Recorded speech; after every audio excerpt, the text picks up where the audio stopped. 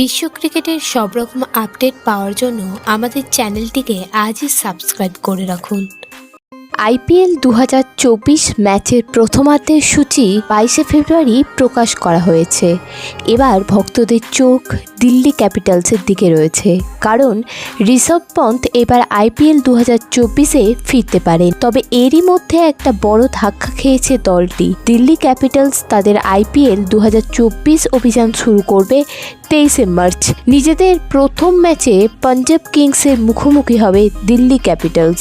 Australian fast bowler Jhye Richardson Delhi capitals স্কোয়াডের অংশ ছিলেন, কিন্তু চোটের কারণে প্রথমার্ধ থেকে ছিটকে গিয়েছেন তিনি। এবার আইপিএল 2024 নিলামে ঝাই রিচার্ডসনকে 5 কোটি টাকায় দলে নিয়েছিল দিল্লি ক্যাপিটালস। এখন রিচার্ডসন সাইড স্টেইন থেকে সেরে উঠেছেন এবং প্রথমার্ধে তাঁকে পাওয়া যাবে না। দিল্লি ক্যাপিটালসের সহমালিক পার্থ জিন্দাল বলেছেন, রিচার্ডসন প্রথমার্ধে দলের সঙ্গে থাকবেন না, তবে ভবিষ্যতে অবশ্যই দলের সঙ্গে যোগ দিতে পারবেন। ভিডিওটি ভালো লেগে থাকলে বাংলার ক্রিকেট চ্যানেলটিকে অবশ্যই সাবস্ক্রাইব করে দিন।